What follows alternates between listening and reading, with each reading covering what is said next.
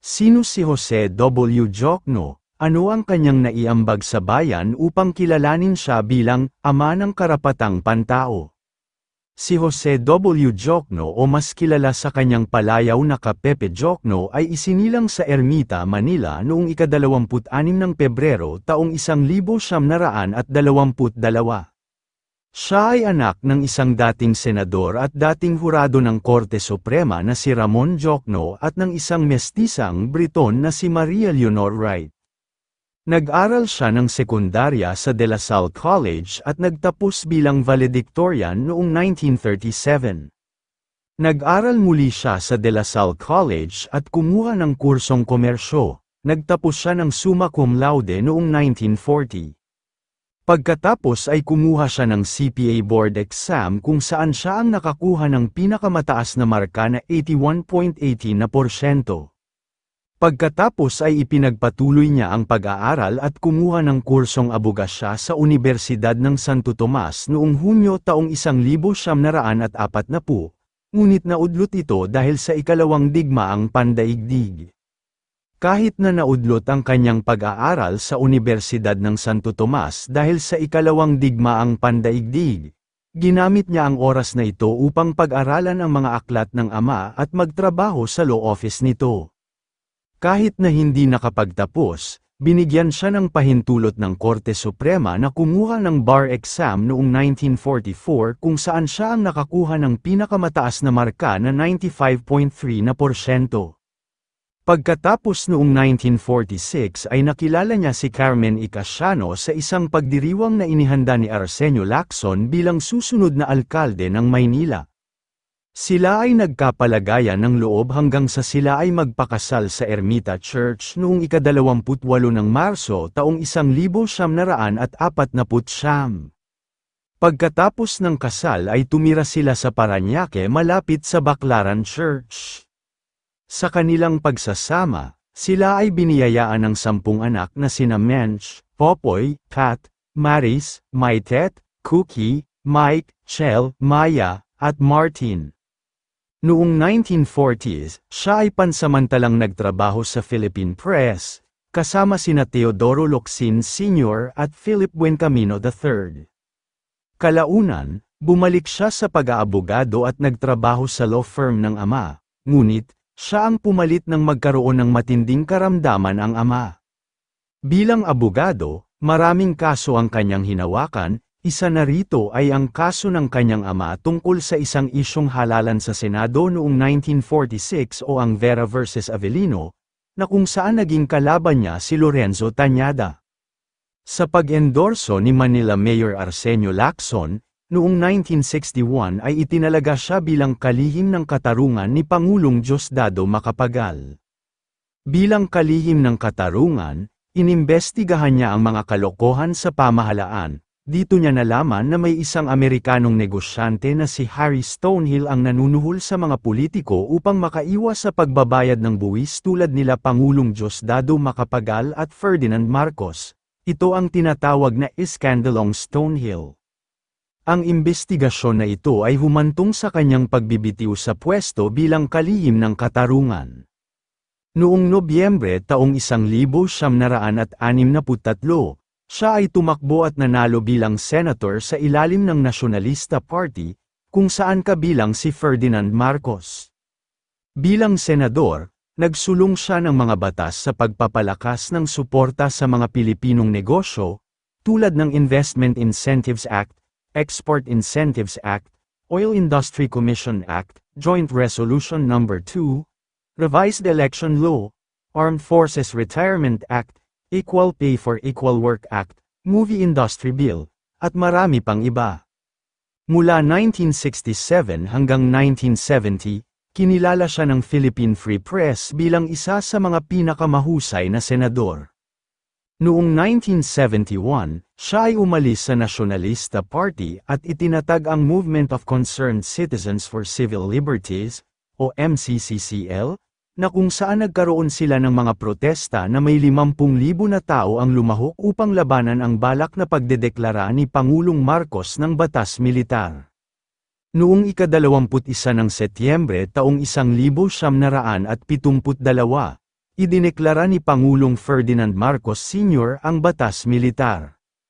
2 araw matapos may deklara ni Pangulong Marcos ang batas militar, siya ay dinakip noong gabi ng ika-22 ng Setyembre taong 1972 at ikinulong sa MSU compound of the Philippine Army sa Fort Bonifacio. Noong ika-12 ng Marso taong 1973, dinala siya kasama si Senador Ninoy Aquino mula sa Fort Bonifacio patungong Fort Magsaysay sa Laur Nueva Ecija, na nakapiring at nakaposas. Dinala sila sa isang maliit na kwarto, tinanggal sa kanya pati ang kanyang relo, singsing sa kasal, at ang kanyang antipara ng walang paliwanag. Siya ay nakulong ng 2 taon. Matapos ang 2 taon ay pinalaya siya. Pagkatapos ay inorganisa at pinamunuan niya ang isang maliit na grupo ng mga abogado upang bumuo ng Free Legal Assistance Group, o FLAG, na nagbibigay ng legal na payo sa mga bilanggong politikal at iba pang biktima ng batas militar. Isa na rito ay ang kasagsagan ng pakikibaka laban sa Chico Dam mula 1976 hanggang 1977, kung saan ay inaresto ng militar ang mga pinuno at miyembro mula sa mga katutubong pamayanan ng Kalinga at Bontoc. Bilang protesta, sinamahan nila ang mga Kalinga nang sila ay magprotesta rin kasama ni Senador Lorenzo Tañada ng nakahubad.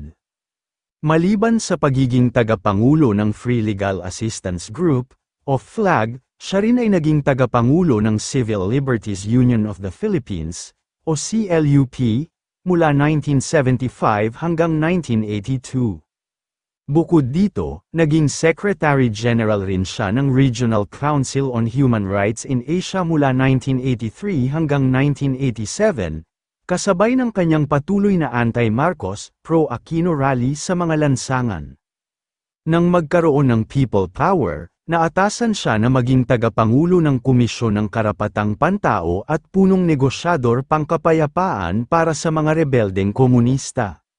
Ngunit, nang mangyari ang pagbaril ng mga pulis sa mga nagpro-proteste sa Menjola noong ika-22 ng Enero taong 1987, kung saan 13 magsasaka ang napatay at ang karamihan ay sugatan. Ang insidenteng ito ay nagdulot sa kanya ng pagluha at paghihinagpis kaya bilang protesta ay nagbitiw siya sa kanyang posisyon bilang tagapangulo ng Komisyon sa Karapatang Pantao. Matapos ang ilang araw, namatay siya sa sakit sa baga noong ika-27 ng Pebrero taong 1987 sa edad na 65. Ang kanyang mga labi ay inilibing sa Manila Memorial Park Sucat, ngunit kalaunan ay inilipat sa isang parke sa Metro Manila noong ika-6 ng Oktubre taong 1976. Bilang pagkilala sa kanyang mga nagawa para sa bayan, noong 2004, iginawad sa kanya ang Order of Lacandula na may ranggo na supremo na nilagdaan ni Pangulong Gloria Macapagal Arroyo. At sa bisa ng isang presidential proclamation na nilagdaan ni Pangulong Gloria Macapagal Arroyo, idineklara ang ika-27 ng Pebrero ng bawat taon bilang Jose W. Jocno Day, o isang special holiday bilang paggunita sa anibersaryo ng kanyang kamatayan. Kabilang din siya sa mga unang pinarangalan sa Bantayog ng mga Bayani, isang monumento na nakatuon sa mga sumasalungat sa diktaturang Marcos, kasama ang kapwa dating senador na sina Benigno, Ninoy Aquino Jr. at Lorenzo Tañada. Noong 2005, ipinagkaloob ng De La Salle Professional Schools Incorporated Graduate School of Business ang Pepe Jocno Human Rights Award, bilang kampyon ng karapatang pantao.